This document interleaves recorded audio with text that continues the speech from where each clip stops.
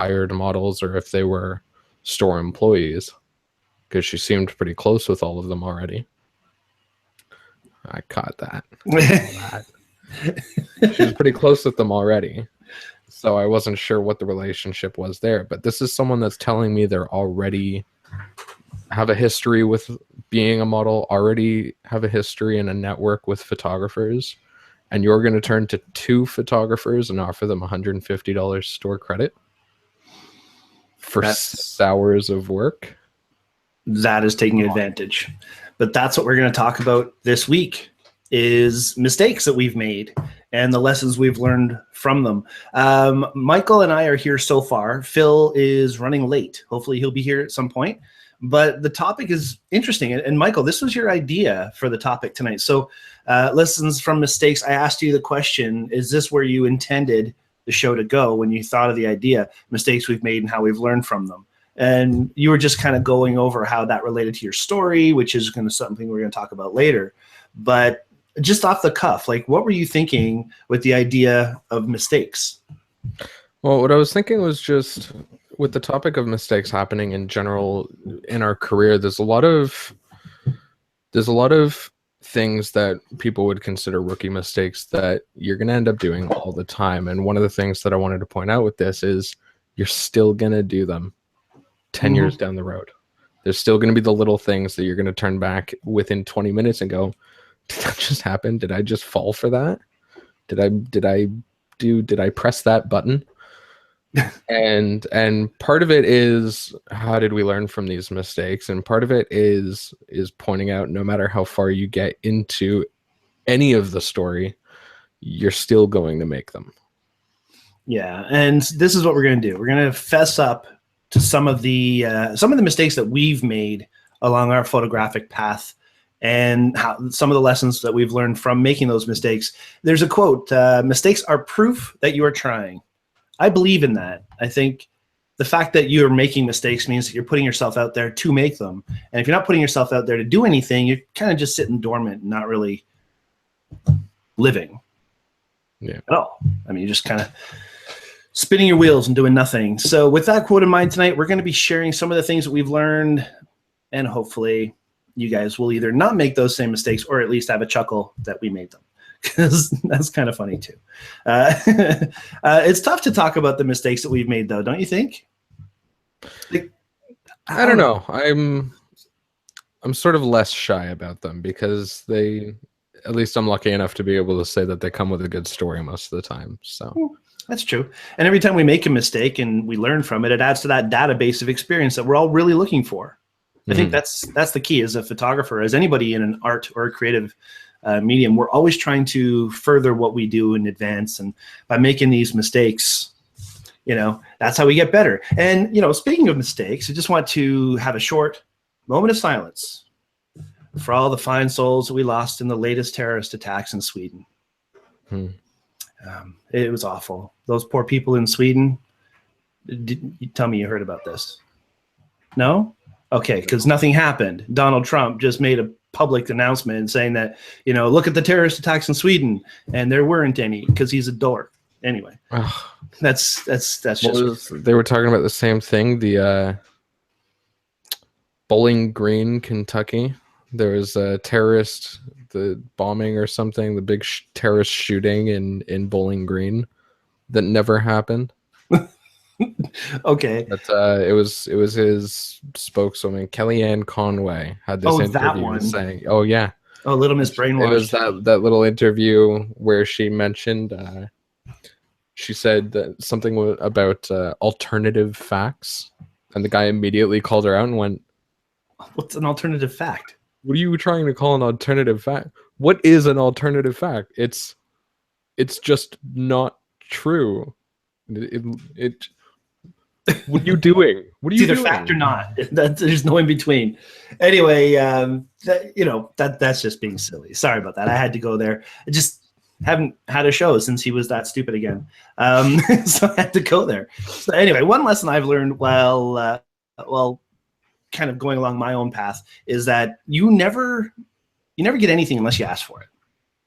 And if you don't ask, you're guaranteed not to get it. So I had gone out there when we started the show, and I had reached out to some suppliers that I thought were awesome and that would represent what we do and so on and so forth. And I just got to say a big thank you to everybody. Everybody said yes. I mean, I didn't approach anybody who didn't help out in some way. So Sennheiser, got the shirt, got some headphones. Sennheiser, you guys are awesome. Are you wearing your new Sennheisers right now? Yes, you are. Are you liking them more? They're all I use when I'm on the computer. Yeah. Did you have to break them in? A little bit.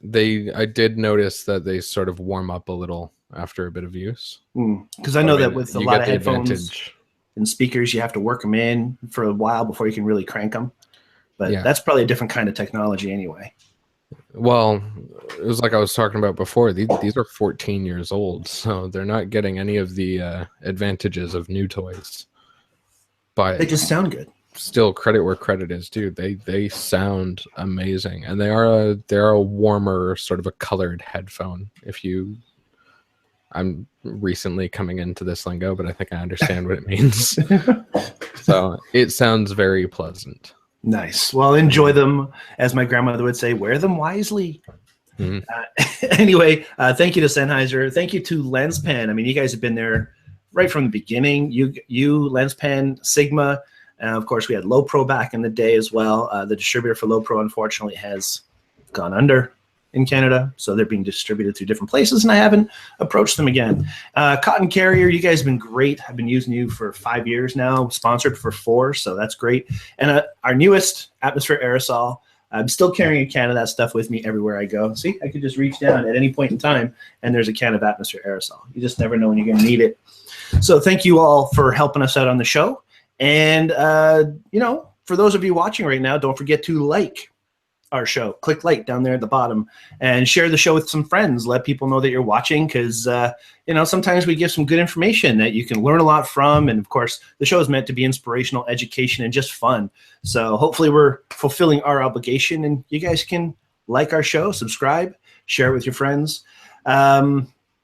And that's pretty much it for that part. Let's get into something more serious. Let's talk about some mistakes. There's all kinds of mistakes when it comes to being a photographer you want to be. I mean, name something that you've made a mistake at, just in photography, not necessarily in a personal business choice.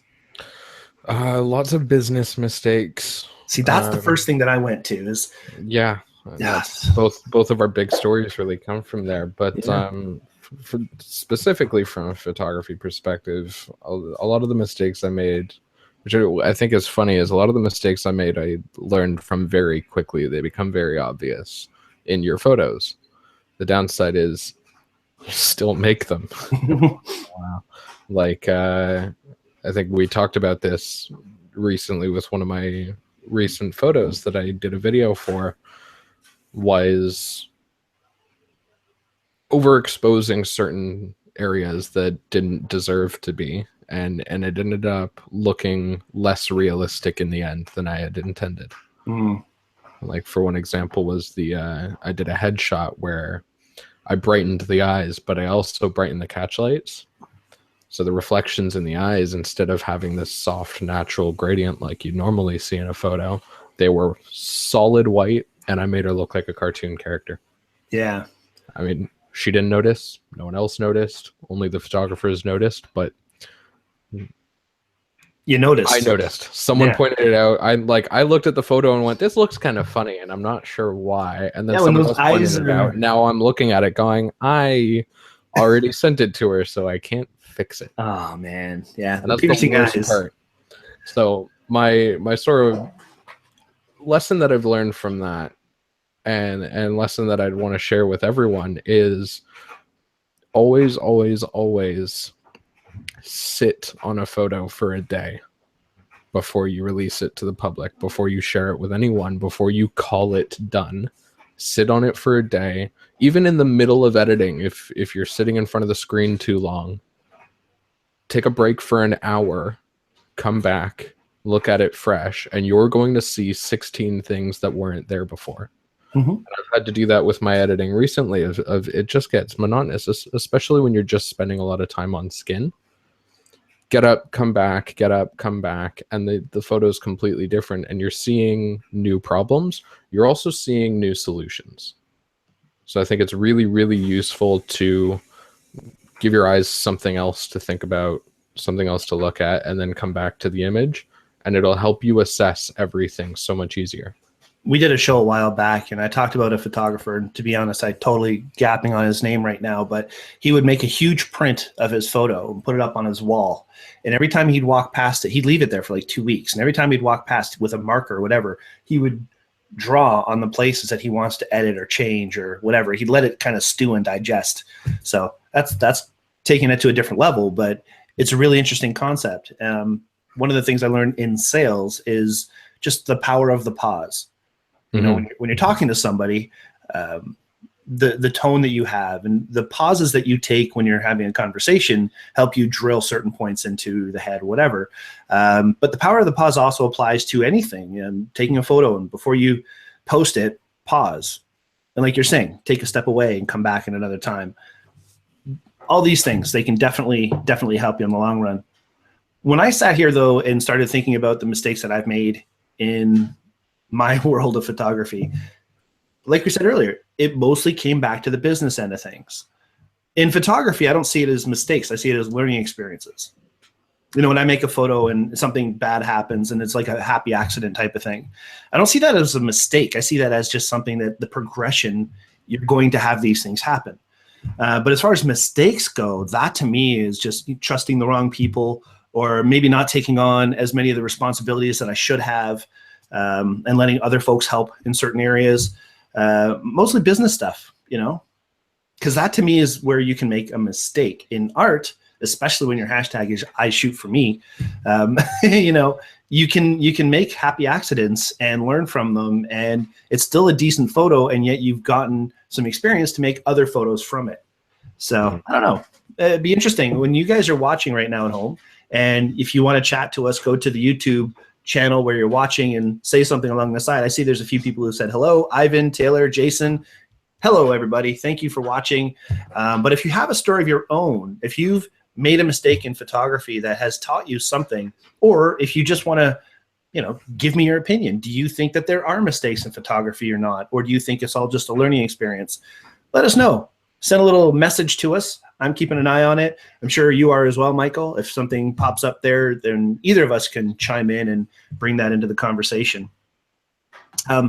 But you mentioned it earlier as well when you were talking about editing the eyes.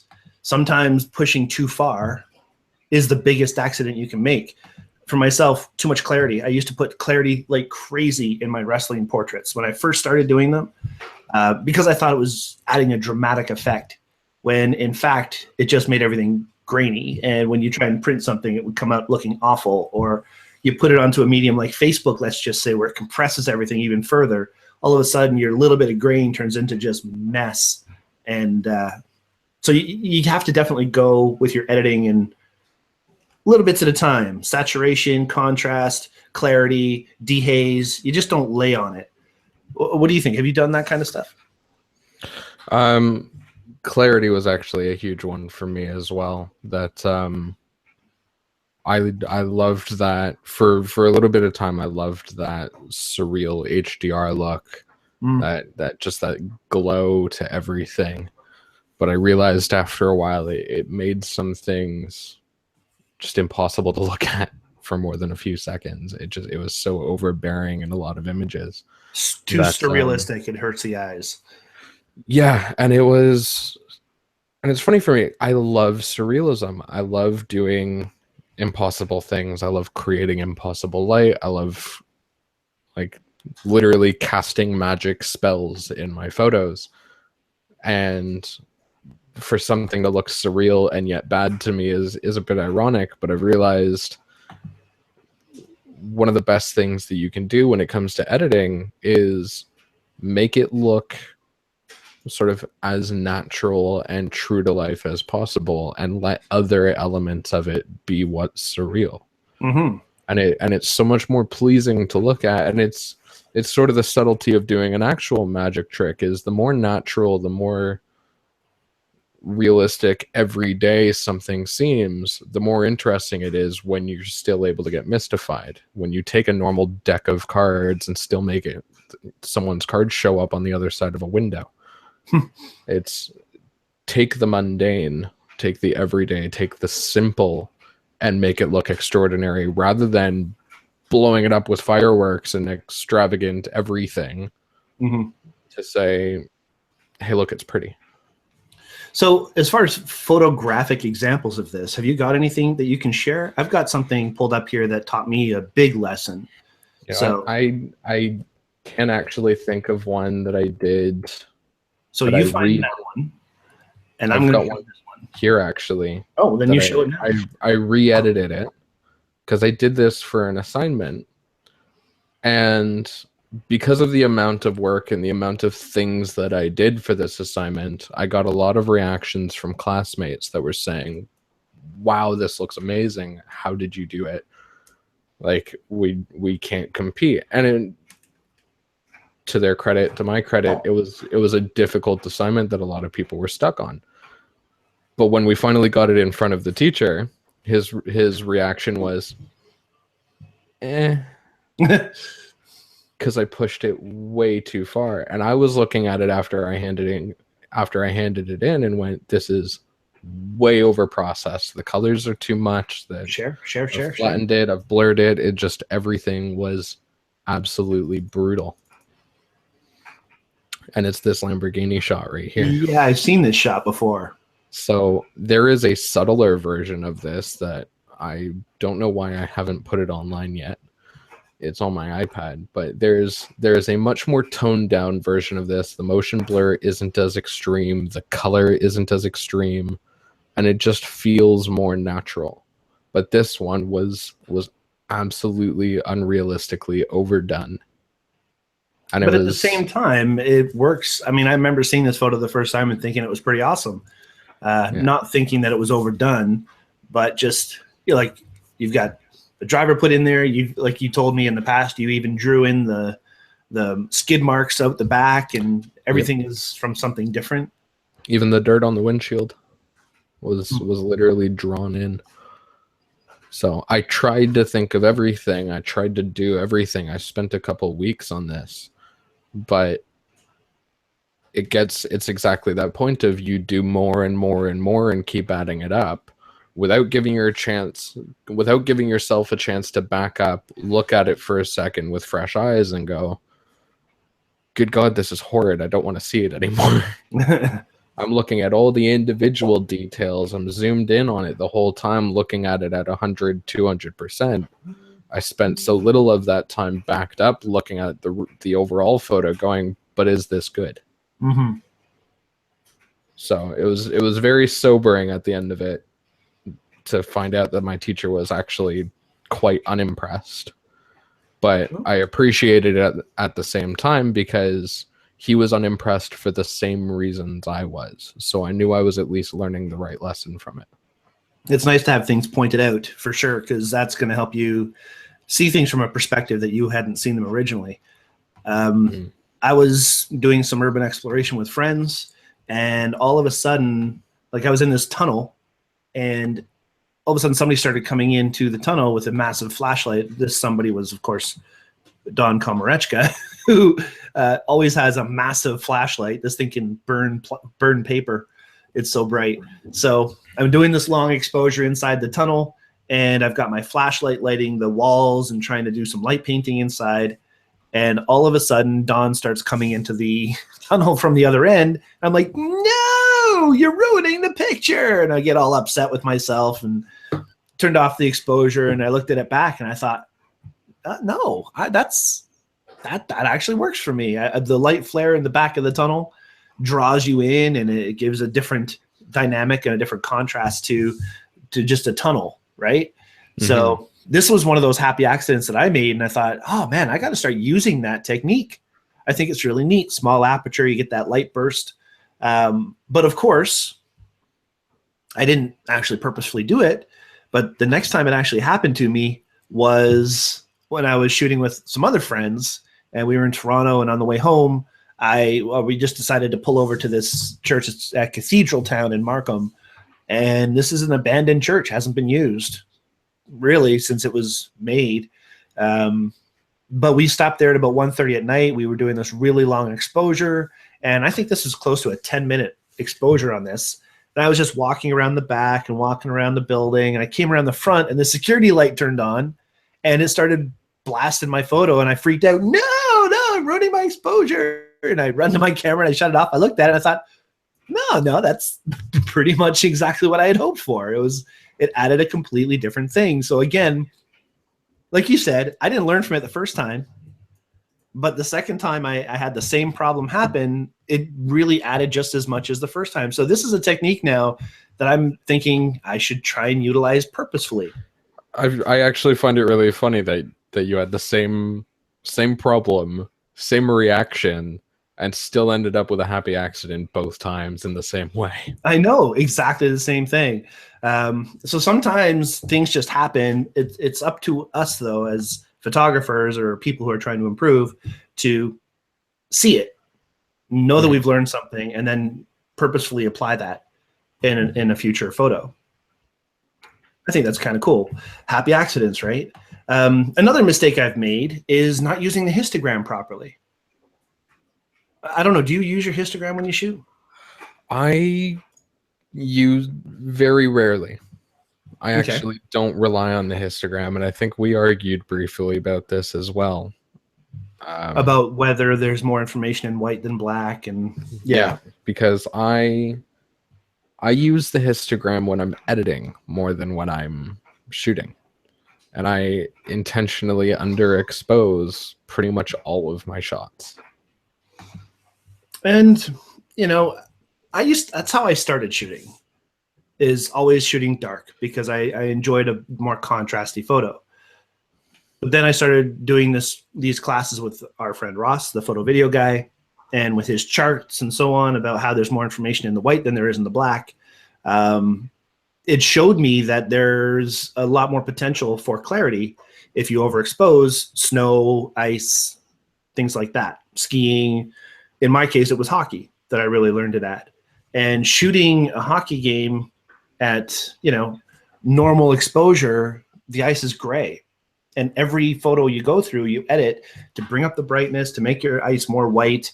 And unfortunately, the shadow in a lot of people's dark jerseys and hockey uniforms starts to get chunky. So you end up chunking up all of the uniform, or the shadows in general, for the sake of making white ice. Where when I went back my last class and I was shooting at 4,000 ISO, and when I was following the histogram to make sure my exposure was where it needed to be, my shutter speed was still where I had to have it, all these things, and I had really purposefully worked at it, the shots were excellent. The exposure was great. Everything was sharp. I was getting, the puck in the net where you could read the Chevrolet symbol on the puck at 4,000 ISO. So just using proper exposure and using my histogram fully, for white at least, I was able to expose everything properly. All the uniforms looked good. Everything was crisp and clean, even at 4,000 ISO with a D7100, not a 1DX Mark II or D750 or something like that. Mm-hmm. That was a huge lesson for me, and I was teaching on that class. It's funny, actually, for me that I was just thinking about this topic today and thinking about that conversation.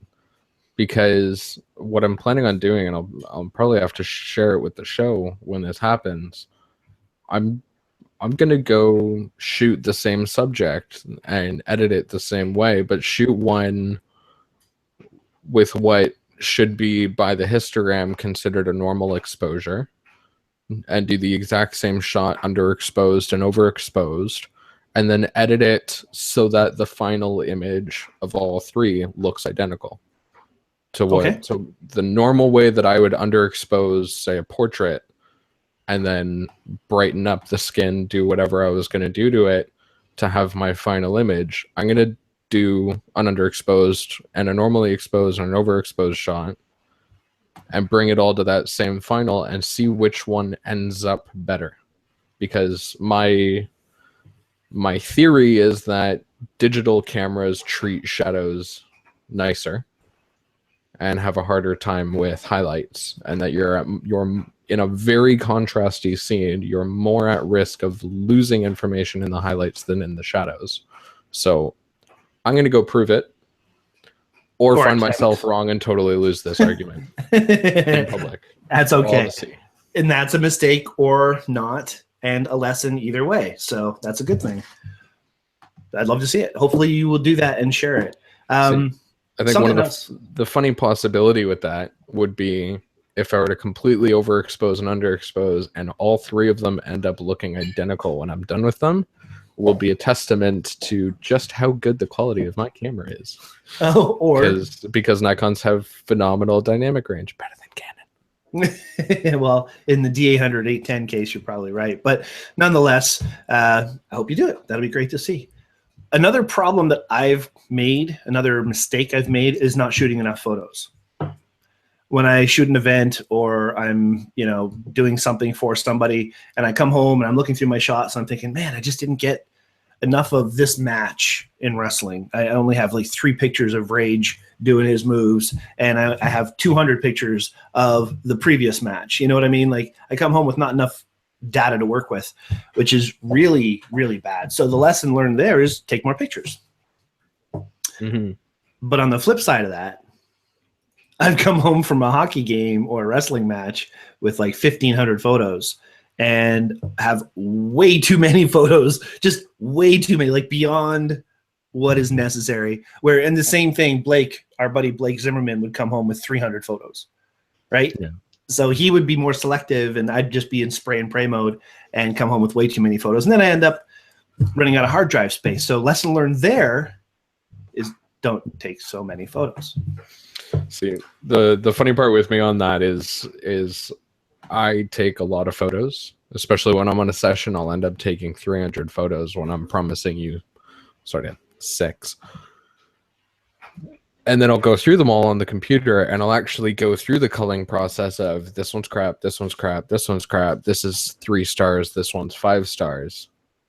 And I'll go through that whole sorting process. I'll pick out my favorites, I'll mark them separately, I'll do the editing, and the ones that I've said are either uninteresting or bad, I just kind of leave them there. Mm-hmm. So I need to actually go to the trouble of really going through all of my old shots and deleting them, because they're never going to be used. Yeah, I have a bad habit of that too. If it's in focus, I'll keep it. If it's totally out of focus, and I'll delete that. But there's been so many photos I just keep because it's just, hey, it's in focus. Yeah. I mean, I really stick to the 10% rule still, which is no matter how many photos, no matter how good you are, and no matter how many photos you take, 10% of them are going to be usable. Yeah, and that's a good call for a lot of working pros, right? You don't want to show everything. One of the things I read when I was doing my research for this is don't share so many photos. Mm-hmm. So many people will shoot a party and then share 200 pictures from it. And people, by the time they're at picture number 3, they're like, really? So there's that whole side of it too, just sharing too much, putting too much out there, then people are just getting bored of your work. Yeah. So many different ways to look at it. Now, what about blaming your gear? Do you ever blame your gear for bad pictures? On very specific occasions. I don't really make a habit of it. And I mean, have you ever seen the YouTube channel? It's called Digital Rev TV. Oh yeah, Kaio used to be on it. Yeah, there was a series that they did, which was Pro Photographer Cheap Camera. Loved it. And then they had another one which was Pro Lens Cheap Body versus Pro Body Cheap Lens. And what they showed was put more money in your glass than your camera, and your camera isn't in your way. You are. So I mean, that is true to an extent. You can take a really good photo with a pocket camera, a little compact with no aperture dial, no shutter speed dial, no real control. It's just going to be more convoluted of a process to get something as specific as you want, where you would need to actually care about your shutter speed and aperture. I like that level of control, so I would get too frustrated to get that shot. So then I would blame my gear. Otherwise, no. Very, very, very specific cases might get in your way. When I first started trying to submit for stock photography, iStock photo, I was submitting as often as possible. I got declined 8 times for iStock. And each time you're declined, you have to wait longer before you can reapply. So I was waiting 6 months at times before I could reapply again. It took me forever to get back or to get accepted to iStock. And I was shooting with a Sony Alpha A100. And most of the declines were grainy, you know, the picture didn't look clear at full magnification and this and that. And I'm thinking, all right, well, it has to be the camera. Has to be. So I traded everything in. I had an Olympus and I had a Sony at the time. I traded everything in. I bought the Nikon stuff. And when I got out of the new gear, guess what? I made equally as bad photos. I mean, just the photos weren't good compositionally. However, they started getting approved on iStock because the clarity was better. It was cleaner at higher ISO, and I was actually making cleaner looking pictures because the processing and whatever of the camera. So on one hand, the art wasn't improved, but on the other hand, they were starting to pass the technical standpoint or the technical requirements of a photo on iStock. So I was finally approved to iStock. I submitted some photos, and that's about the end of that story. I just suck with stock photography. I was sort of having this gear issue earlier of one of the last shoots that I did. I'm really happy with it. I saw that you noticed one of the behind the scenes shots for it. I still use the autofocus on my camera, and my eyesight's bad enough. I'm finally wearing contacts, but I can't see anything in the dark. I can't see your eyeball this big in a photo this big. So I'm relying on the autofocus to get the eye sharp in a really shallow shot, and I get the eyelash. And I keep looking at the photo going, it's the damn camera. It's the damn camera. It's the damn camera. There's something wrong with my camera. I can't get the eye in focus. Let me go trade this crap and go get myself a new one.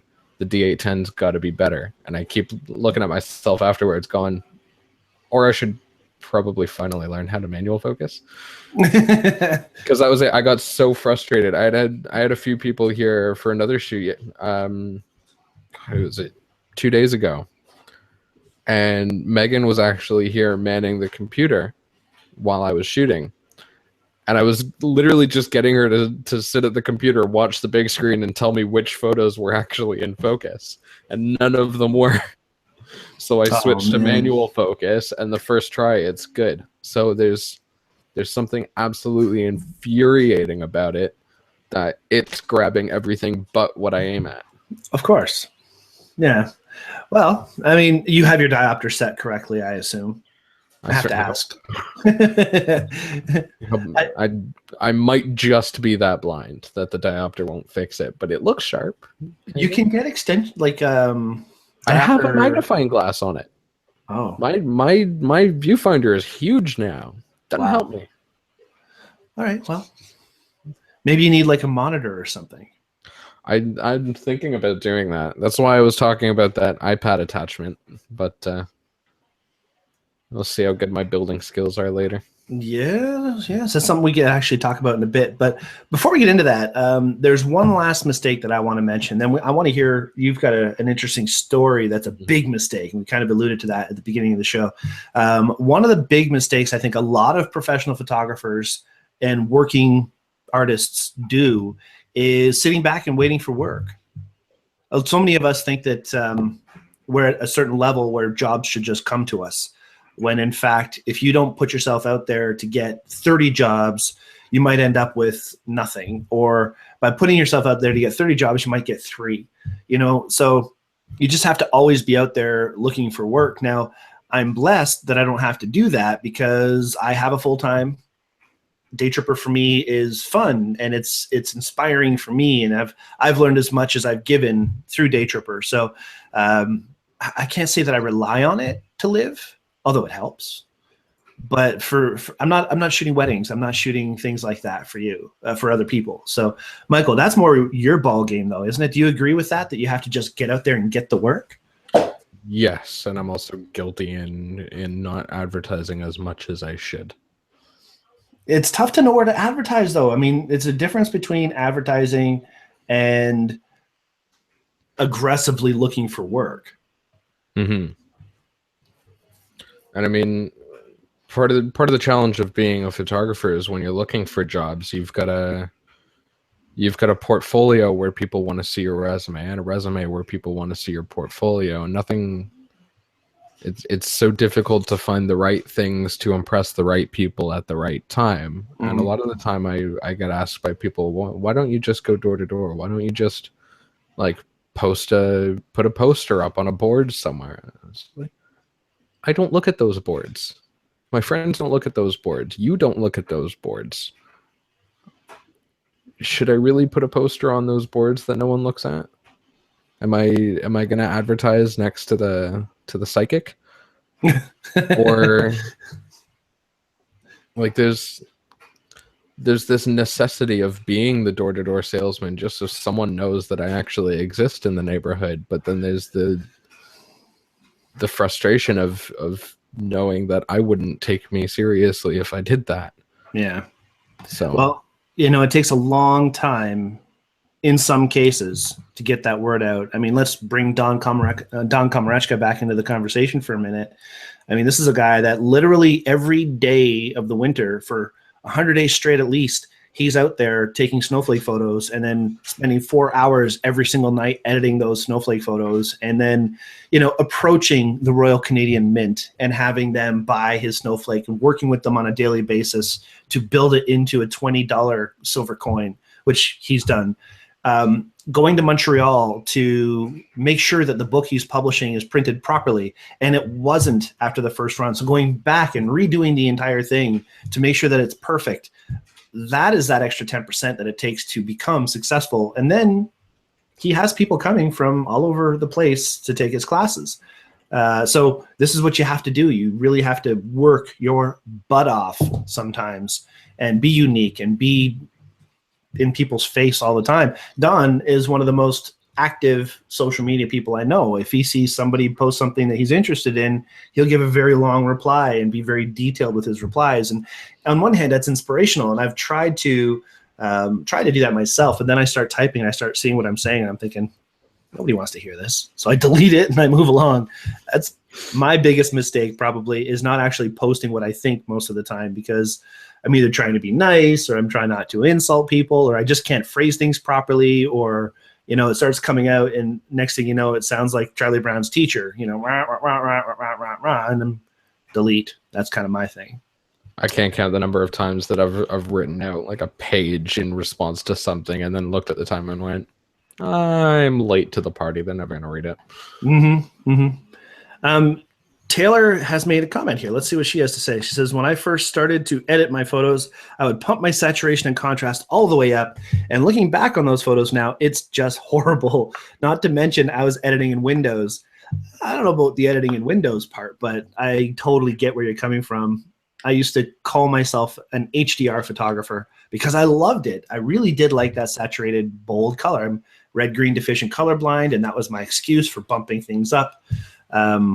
Until I fell in love with photorealistic HDR. Mm-hmm. Something where you can't tell it's an HDR, although you see everything you're supposed to see.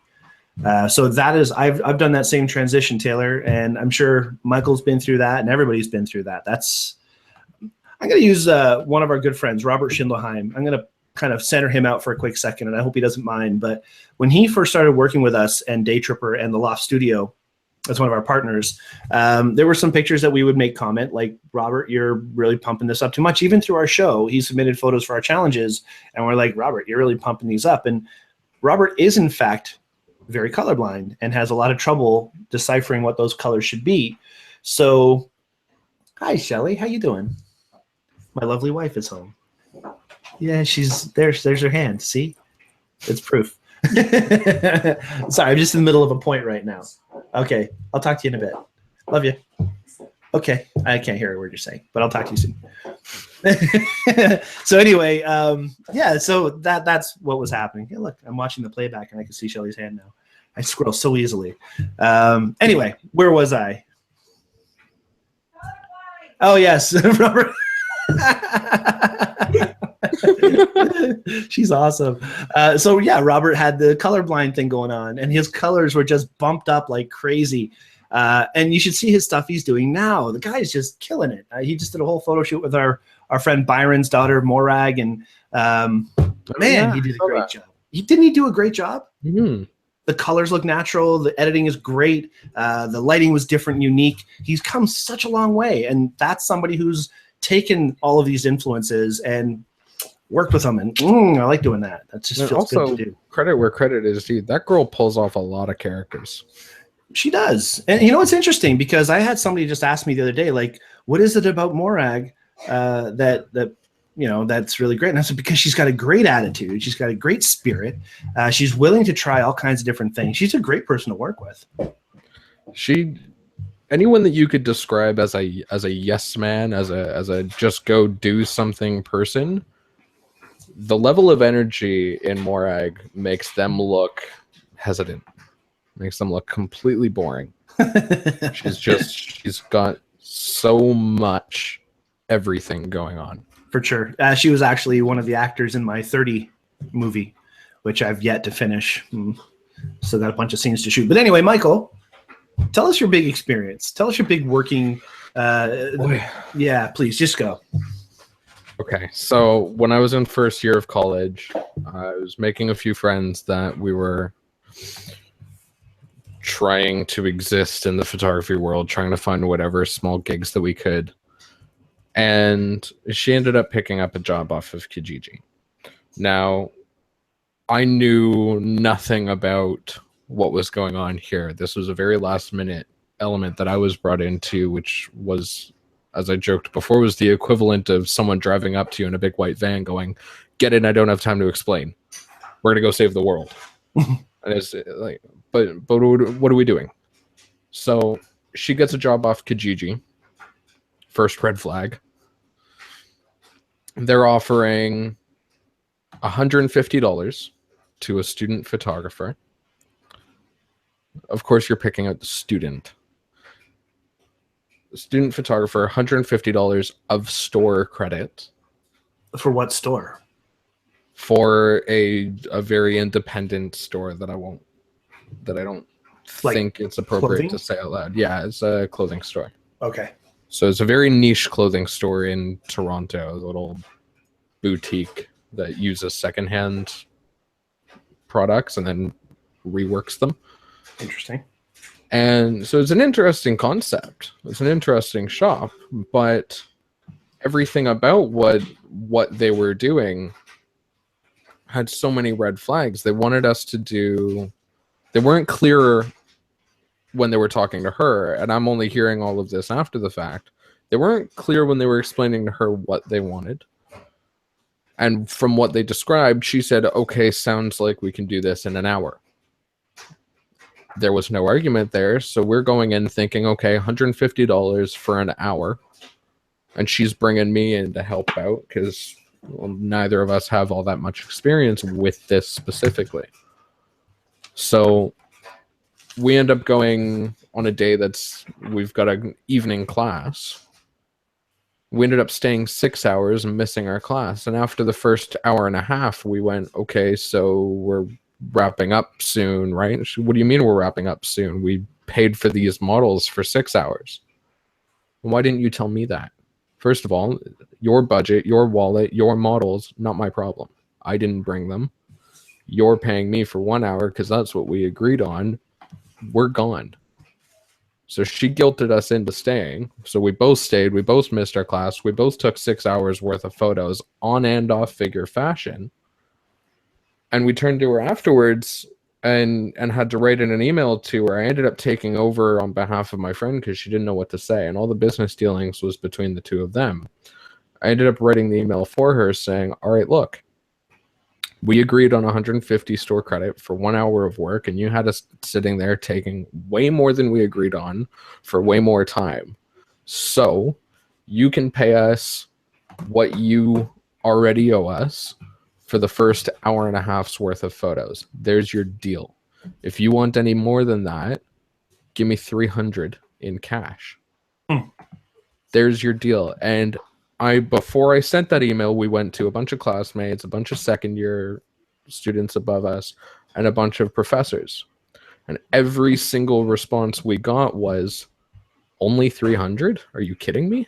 Yeah.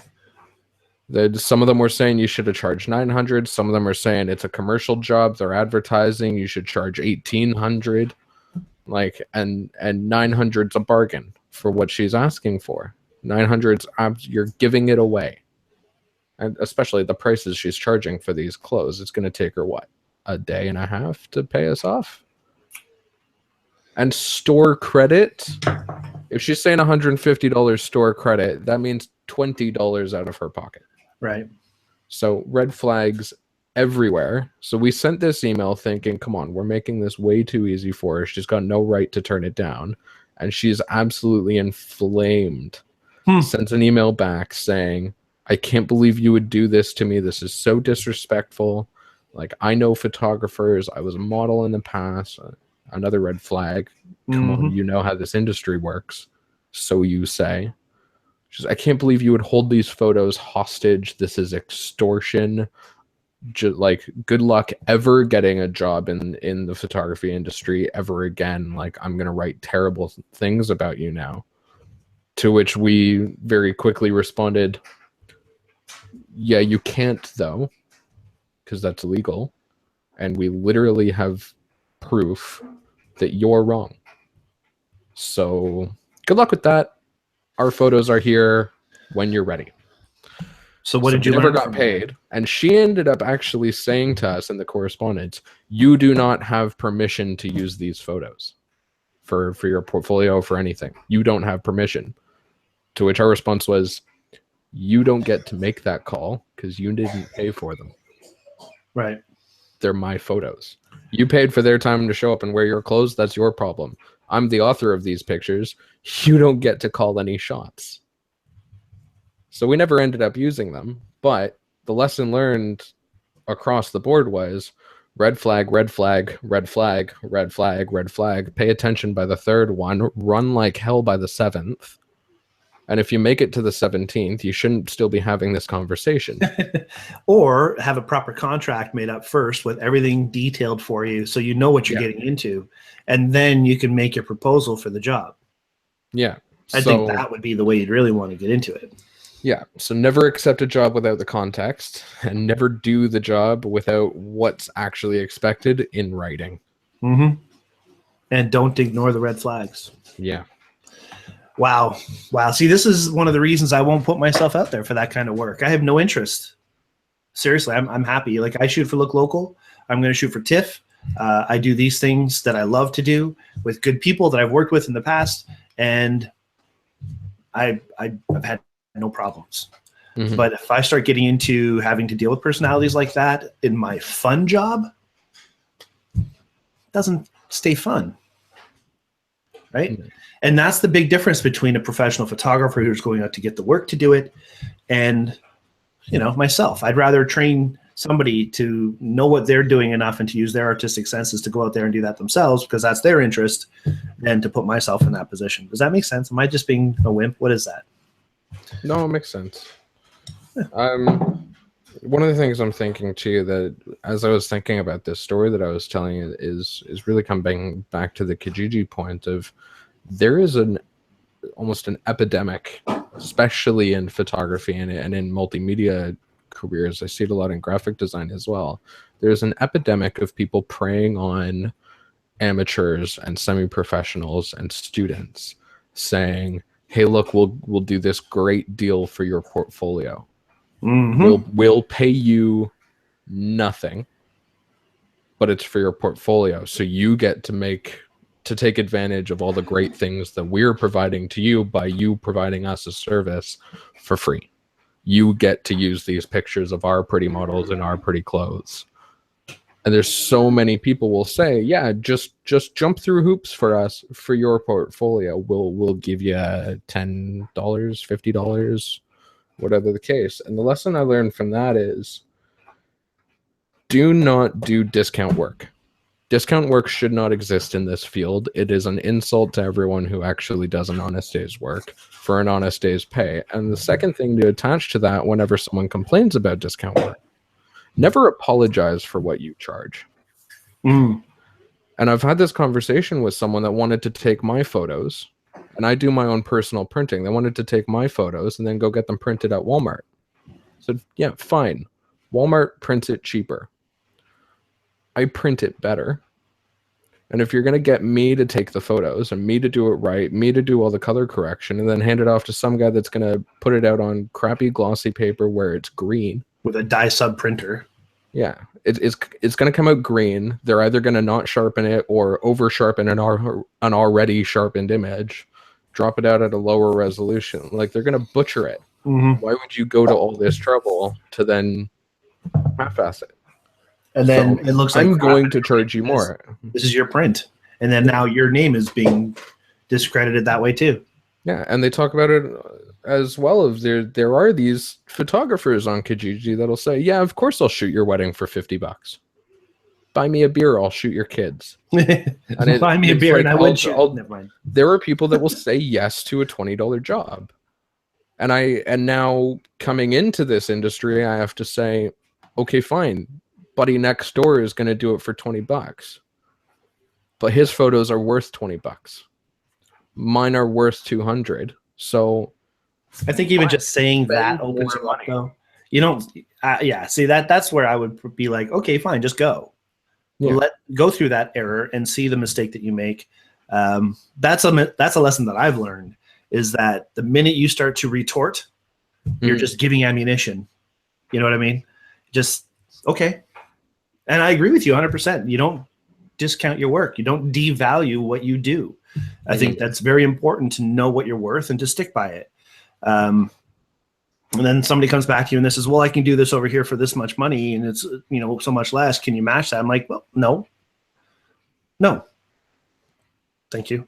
Thank you for considering me. And, hopefully we can work together in the future. Have a nice day.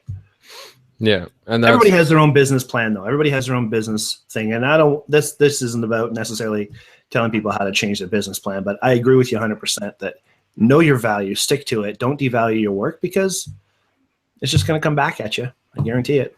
I've even had that happen once, where I've had a client wanted family portraits done, and they were talking about it and sharing some of the photos on their Facebook page. To which someone else, like they put it up on the Facebook page and said, let's do a photo like this, or we like this photo that you took. Can we do this again? And someone else commented, while I was in that thread, someone else commented going, I could do it. Oh, Jesus. Shoot with me. I'll do it. I'll do it cheaper. I was like, I'm right here. Get out. What are you doing? Go away. But then what do you do then, right? Exactly. And I mean, I'm lucky that they didn't take him seriously, because they were actually friends with this person, and he got very offended originally that they would even work with me in the first place, because he's their photographer. Too bad. Wow.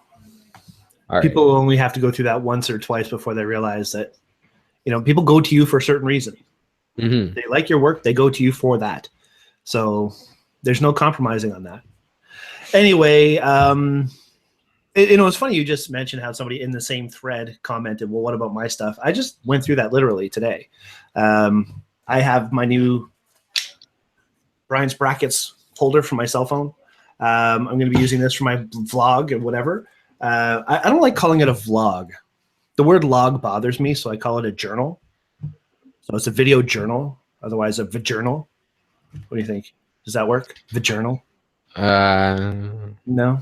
No. We'll see how long that lasts. Anyway, so I'm recording stuff on a daily basis now. Whenever I think something interesting is happening, I'll pull out my cell phone and I'll take a short video clip. Now, I don't always use the whole bracket thing, but I'll tell you, I've fallen in love with this because I can just set it over here and, on its own little stand. I've got my little Manfrotto tripod thing attached.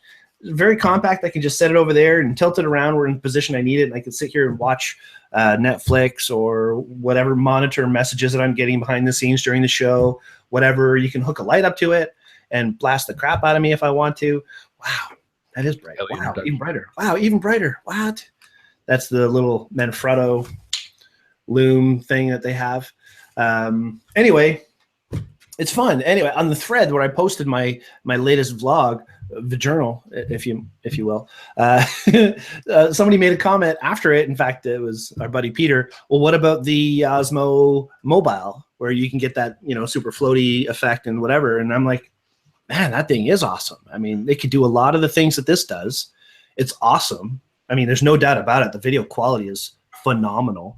It's your own camera, but it just floats and it gets really smooth, and you can practically run with the thing, and it's nice and steady, and it can follow you and do all kinds of really cool computerized things. Obviously, this isn't a computer, so there's a difference there, but it's also more than twice the price. And I don't know, like, I'm going to try it, but I don't know if it can just give me this kind of flexibility just to set it. Like if I'm working, I know I do this. I work in my window ledge and just nice breeze coming in, open up my computer and just sit there and standing at the window ledge. I can sit this beside me and watch a Netflix movie while I'm working on other stuff for Daytripper. So even though that's really cool and I may own one day, this bracket's going to be really helpful for a lot of other things. So just because there might be something better out there, to post it in the thread when Bryan's watching, Bryan's brackets, he's watching that thread when I post something about what he's doing, and then somebody comes in and says, well, you should really do this. I'm just like, well, thanks for the tip, because Pete's awesome. I mean, Pete is one of my favorite humans on earth. The guy's phenomenal. His talents are just like, what? So I'll listen to what he has to say, but I can't afford the $600 or $500 Osmo Mobile. Right now, this thing is half the price, and it does exactly what I'm needing it to do right now. So it's kind of similar to what you're talking about. I don't know what I'm doing here. Playing with Gorilla Balls or something. I don't know what that is. It's funny. Megan actually just texted me going, that light thingy is cool. Oh, the whole rack or the Manfrotto? I think the Manfrotto got her attention. It's so small. It's just a little thing. It's got like 6 LEDs in it. Yeah, it does get really bright though. I've been using this if I'm just walking around and the sun's behind me, I can fill in with a little bit of fill light. But it can look a little unnatural and very conical. It just kind of beams me right in the face. Everything's dark except for this. Boom. Anywho, that was fun. I really like this little bracket. So thanks, Bri, for doing that video with me. I don't know if I was showing anybody any of that because the camera was stuck on you. I obviously don't know how to use this show yet. Anywho, this is another cool. What's that? Yeah, it was. You were on me the whole time. The whole time? All right. So anyway, this is the bracket I'm talking about in case I didn't get it out there. Fun stuff. BryansBrackets.ca. That was, I shot a video with him on Tuesday about how I designed this. Because you can literally just take your phone, draw what you think you would need to hold it, and build that with the kit that you get of all these little constructs pieces. So one kit for like $250 can do DSLR rig, can do cell phone rig, iPad rig, whatever you want it to be, because it's like mechanics. You just build it. So kind of a fun idea. Anywho, so there's some other cool things that have happened, big announcements. And I'm sorry if we're just breezing past our conversation, but it's already almost 10:30, and I think we've covered all the points we wanted to cover on that, didn't we? Yeah. So I think I'm pretty excited about the news that you've got here, these hot topics too, if we can jump into that. Yeah, let's do that, because there are some really cool things. First of all, the new Canon EOS 77D has been announced. It's a new Canon DSLR, not quite an 80D. I'm ADD, but not the 80D. That's a different thing. So the new 77D is like a cost-effective version of an 80D. So 24 megapixel sensor, all those fun things. It just doesn't have the same longevity, lifespan expectancy, and a few other little things are tweaked. But I don't know anything about it until I'm using it. I'm not going to read off what they say on DP Review or any of these things because you don't know how good these things are until you've used them. So luckily, working at Henry's, when it comes in, I'll play with it, and then I'll let you know. And speaking of something new from Canon, they've announced the T7i. Because the T5i, the T6i on the shelf at the same time isn't enough. They have to have the T7i out at the same time. It's just what they do. I would imagine it's a camera, and I imagine it does some video. And it takes pictures if you squeeze the shutter. So other than that, I'll let you know more when it's in the store. But I figured I'd at least announce it. I don't need to worry about that. Next thing, that only applies to the top 2% of the world that can afford them. And also, this is funny. So last week was our predictions show, right? Mm-hmm. And one of the predictions that we made is, well, one of the facts that we said about the death in our memoriam segment was that 3D died in 2016. But what is this? Have you seen that? the iPhone 8 front camera is going to have 3D. Why? You've got this whole community of millions and millions and millions of customers all reacting constantly to the things that they come out with. All these forums that they're going through going, we want this, this, this, this, and this, and you give us that. Why would you ever give us that? These are so much easier to focus on, and we're actually asking for them. And they've glossed over it all over again because I dare you, find me the 7 people that said, hey, 3D phones are cool. And that's probably what it was, right? I don't know. It doesn't make sense. It reminds me a lot of when people get excited when they get 100 likes on a photo on Facebook. Okay, so let's work this out for a second. You have 100 likes. How many people are on Facebook? How many? Millions. Millions of people. And of those millions of people, 100 liked your photo. And you are just like, oh my God, the whole world's loving me. Well, no, 100 people did out of millions. So the percentage is so small. Are you going to build an entire phone camera in 3D for that small percentage of people? Did 100 likes for that? No, I'm just giving hypothetical of a photo, a comparison between me getting excited about. Brutal. No, I'm sure it was 1,000, but nonetheless, the Apple infrastructure world, whatever, is billions of people, right? So they probably didn't have a huge amount of people saying they wanted this, and yet they created it when 3D is already dead. Doesn't make sense to me. And that's the reaction that I would have to. Just, okay. Anyway, this is what you wanted to talk about. I'm already a huge fan of Sigma. I'm in love with Sigma's new lenses. The art line of lenses is probably, by all means, the sexiest bit of gear that's crossed our generation. And I'm still saving up for the Sigma 85, which we talked about recently, received the first ever perfect score on DxOMark, which does a lot of very technical reviews and ratings of their lenses. And the Sigma 85 is topping the charts. Their 50 millimeter that they came out with from the same series is competing with the Zeiss Otis, which was the be-all and end-all, sharpest, most phenomenal lens you could get on a DSLR format for $4,000, and they're almost beating it at a quarter of the price, and it has more features like autofocus. They're completely taking over the market with these lenses. And now they've got 3 more. And this is what's so awesome. But before we talk about them, I just want to quickly go back to the comments. Gabriel, our old friend Gabe, which, by the way, it was his birthday yesterday. So happy birthday, Gabriel. Face-to-face, kind of. Happy birthday, bro. He says there's no way they will have 3D on the iPhone. So, still to be seen. I could really care less if they do or not. It's just, why? Why? I mean, there's rumors, so I talk about it. So the 3 lenses that Nikon has just announced, Sigma has just announced, they're going to make them for Nikon, Canon, and Sigma bodies, are the 24-70 f2.8, the new 24-70 f2.8. I'm stoked about that. That's needed a replacement for quite a while. I know a lot of people who will jump on that guy. The 135 millimeter 1.8. a 135 1.8, and these are DG. These are full frame lenses, by the way. These aren't crop sensor specific. You can use these on the full frame. So 135 f1.8. I mean, talk about portrait. Mm-hmm. That would just be juicy shallow, although it'll be very tough to get anything in focus, I would imagine, if you're shooting at 1.8, but time will tell. I'll try that out. But the one I'm most looking forward to, and I think, I don't know, maybe you're excited about this one too. The 14. The 14 f1.4 DG, a super wide 1.4. Okay, now the reason I'm so excited about this is because the next time that we do the North Bay private island trip and we get the Sigma lenses, if this is out by then, which is September, which is extremely likely, we're going to have the perfect Milky Way photo lens on our trip.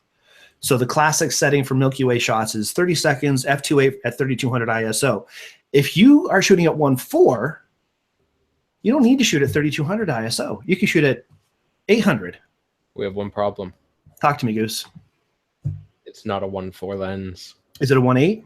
It's a 1.8 as well. Right. Well, 1.8. I just typed it wrong. But nonetheless, you're still going to be dealing with a lot lower ISO. You're going to get a much better clarity. You're going to have all the detail in the sky without any kind of speckling from the 3200 ISO part of it. That's so cool. So cool. Yeah, 1.8, 1.4. Meh. I'm fine with that. I'm fine with that. 14 mil 1.8 and supposed to a 2.8. So it wouldn't be 800 ISO. It would be 1600 ISO. One of the things I see here that's interesting with Sigma's new lenses, and I'm seeing a picture of the lineup of the 3 new ones, and as is traditional to this new setup, they're absolutely stunning. But what they did that's interesting with the 24-70 is that it's not a fixed lens for the zoom, which they're... What do you mean? It's like a 2.8 to f4? No, it is a 2.8, but there are some zoom lenses where the zoom feature is actually internal and the front element doesn't move. And this is not like that. That's the same way their old one was. Yeah. And it's just, I've noticed some cameras do this and some don't. I think it's the 24-70 for Nikon does move, but the 70-200 doesn't. True. And I believe I don't use zoom lenses much, so I can't really speak with authority on this, but I believe the idea is ones that do move, I think where the focus is will change a little bit when you are zooming in and out, versus the ones that don't move are going to stay in the same place. Your focal plane stays the same even when you're zooming. Do you know if that's true, or am I remembering wrong? I don't remember. I don't know. I'm curious why they decided to do it. I mean, it is more compact, but between the advantages of having an internal zoom versus an external zoom, I'm curious why they ended up going that route with this lens. I have to do more homework on that again. I would think for no other reason to keep the cost down, because there's really no I don't see any big benefit other than maybe weather resistance. Right. But we'll see. Okay, so that's the new gear stuff. There was a couple other things. New firmware for the 1DX Mark II. New Sony A99 Mark II. Really? A new Sony full frame? DSLR like A series? That just shows lack of confidence in the mirrorless stuff, I think. Anyway. I mean, it's a good point. Like, Sony's got such a reputation now. It's like Fuji. You have dominated the mirrorless market. Why are you even bothering with the rest of them now? Mm-hmm. Mm-hmm. So let's talk about the award for the biggest dumbass.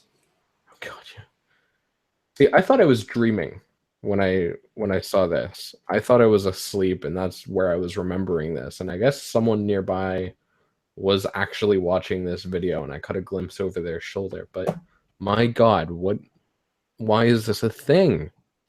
Well, I mean, for a long time now, people have been trying to get to very high places and take selfies of themselves. And apparently now this model has taken it to a whole new level where she was literally dangled over a 1,000-foot drop from the top of the former tallest building in the world in Dubai. literally no netting, no strapping, nothing. She just let this dude hold her by the hand and dangle her out over the top. Come on. I mean, first of all, I hate heights. I can't imagine getting up there strapped in. But what is she thinking? Like, okay, so we're talking about her. Maybe that's why. Mm-hmm. Now everybody's talking about how stupid she is. Would you do this? No. I mean, that's exactly it. She agreed to it for shock value. But I mean, this is such a huge trend, and there's a lot of videos going around of people doing this in Russia. There's a bunch of parkour artists and climbers that are just taking selfies on skyscrapers or just free falling, not even letting someone else hold them, just climbing up on top of a skyscraper and hanging off the side of it because we can. I mean, it really makes me question, do people just not care about their lives anymore, so they're going to do completely absurd things because it doesn't matter if I wake up tomorrow? Because then I can't really sympathize, but I can understand. But if that's not going through your head every 5 minutes, why are you doing it? I know. Absolutely. But anyway, what can you do? Thinning of the herd. If she falls, it's just thinning of the herd. You know what I'm saying? All right, guys. So that's pretty much it for this week. Thank you all so much for watching and sticking with us for the whole show. Really appreciate it. If you have any questions after the fact, if you want to get a hold of us and email us, Michael, where can folks get a hold of you? They can find me at michaellanePhoto.com. And of course, we have some upcoming sessions still. People can still register for your Daytripper Darkroom session on composite photography. Yep. And hopefully 2-day, 2-part class. Day 1's going to be shooting the composite, and day 2 is going to be learning how to edit. Lots of content, lots of good information, lots of hands-on shooting. So if you're still interested in that, guys, check that out at daytripperphoto.com. Of course, the next session we have coming up is the Fire on Ice, which I'm going to rename Fire on Mud because we weren't going to actually be on the ice. We're going to be on ground. I've learned doing these sessions on a frozen lake is to hit or miss. You don't really know if you're going to get ice or not. So it's going to be on ground, which is nice. But if there's a little snow on the ground, that would be even better, a little safer. The thing about steel wool is you can't really do it when there's a lot of dry stuff around because you will catch the world on fire. So to do it on ground that is wet or something like that is preferable. So we will still hopefully have some wetness on the ground by then, but it's been warm. It's been warm, and I'm not upset about that. So should be fun. Nonetheless, check it out, daytripperphoto.com. There's 2 ways of entering the session. Either $40 to be a photographer, where you will get some class time on how to focus, how to use your exposure, how to use your remote, your tripod, things like that. Or the second way, where you can be a spinner. You can actually spin the steel wool in the contest. And it is a contest because if you are the best spinner, if you are chosen by the people who are there to photograph as the best spin, you win $100 cash. Very cool stuff. So, and oh, by the way, it doesn't cost you a penny if you want to be a spinner. And if you're a spinner, you can still photograph. So that's a win-win right there. We've got a few people who have reached out to me today, asked to be a spinner. One of which is the former, well, I don't know, she's probably still is, the social media person for the Von Film Festival, Nuri. She's awesome. So she's going to be spinning, which I'm super stoked about. She's shown me some photos of her doing her stuff before. She does a great job. And the competition just totally stepped up about 12 notches because my guys who I get my fireworks from have said that they may come and be spinners. And if you have fireworks guys doing spinning of steel wool, you are bound to have something ridiculous. So who knows? They haven't confirmed yet, but that would be very cool. So if you're interested, check that out also, www.daytripperphoto.com for the Fire on Ice spinoff. It's our 4th annual spinoff. They're always a fun time, even if it's not a matter of, it's only $40. It's a good evening out. That's what I say. It's like cheaper than going to a casino or something. A lot safer too, even with the steel wool. And of course, we are going to leave you tonight with our quote that we started the show with. This quote is, "Mistakes are proof that you are trying." And that's from Anonymous. I don't know if there's another person who would claim that quote, but Mistakes are proof that you're trying. So keep it up. Keep trying, guys. Keep making mistakes. Keep learning from your mistakes. If you need us for anything, reach out and you'll get the help you need. Oh, and Gabriel says that if it does have 3D, he'll eat my hat. He'll have to catch me first because I like this hat. And he says, I love that you're hitting this. She is an amazing model and she is super. So he loves that we're hitting the model hanging over the edge. She's an amazing model and he is a super talented photographer. I followed each separately and was glad to see them work together. Interesting. If you watch all the behind the scenes videos, they practiced a lot and felt very comfortable up there. Smart? No.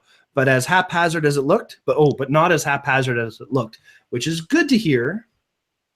Still ridiculous. Mm-hmm. I mean, the photo, you'd think a photo that's worth risking your life for would be awesome. It's a person being hung over the edge of a building with building behind it. I don't know. I don't find that awesome.